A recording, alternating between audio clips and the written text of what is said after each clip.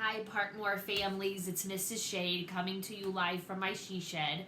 I wanted to tell you all I miss you and wanted to read you a new book that I got from our latest school fair called The Perfect School Picture, and it was actually donated by one of my former students, Mia Cox, and her grandma.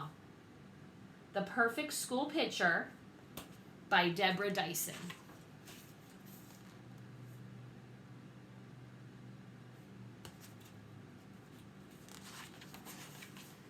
I'd planned it for months. This was going to be the year of the perfect school picture. But some days, not everything goes according to plan.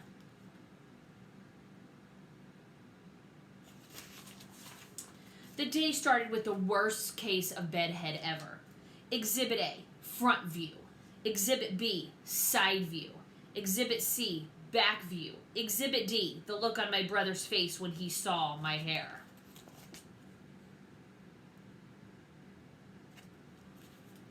Then it took me quite some time to unearth my favorite shirt. Finally, I found it at the bottom of the hamper. You might call it stained. You might call it wrinkled.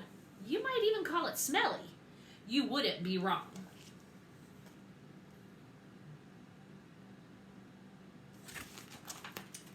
Breakfast was the perfect picture day pancakes, a family tradition. This year's festivities involved a small syrup disaster. More accurately described as a large syrup disaster, and it occurred exactly as the bus pulled up. I had a weird feeling that we'd be getting a new family tradition.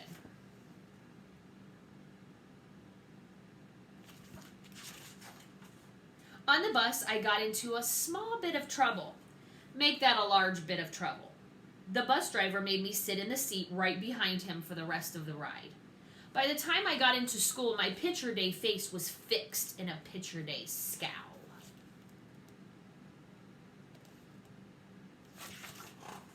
In class, Mrs. collected our photo order forms. Do you think my mom checked the emerald green for my photo background, or peacock blue, or pizzazzy purple?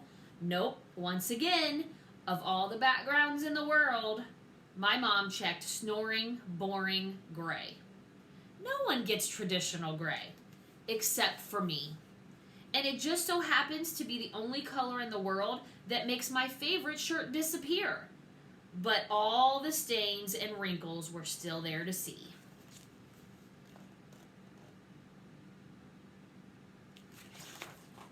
After that, the teacher had all of us stand up and practice our picture day smiles.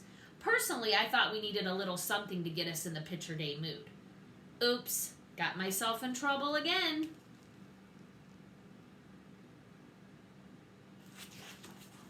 Luckily, I got to rejoin the class just in time for art. Art involved quite a lot of paint, or at least it did for me.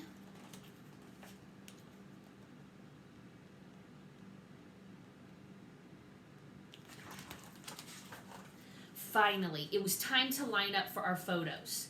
Ned, just in front of me, got the last free complimentary plastic comb. I watched as classmate after classmate smiled for the camera. I got queasy listening to everyone say, cheese. I can't stand cheese. The mere thought of it turns me green, deeply green. And just as my face reached the most awful pea green shade, it was my turn.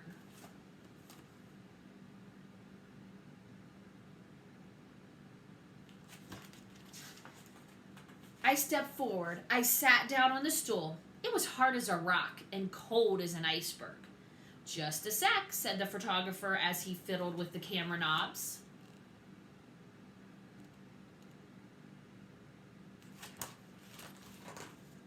As I sat and waited, everything that had happened rushed through my mind. The monstrous messes, the muddles and mix-ups, the whole day from the moment I rolled out of bed had gone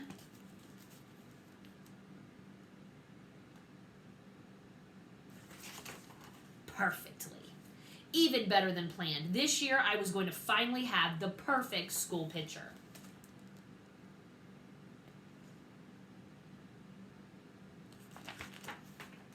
And that's when I heard a click. In a flash, all of my hard work, my perfectly tangled hair, my perfectly rumpled shirt, my perfectly sticky face, my perfectly composed scowl, and that perfect boring background, those perfect paint splatters.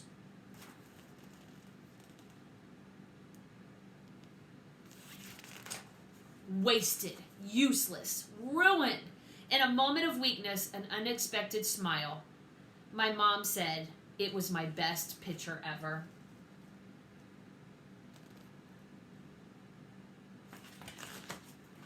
But just wait till she sees next year.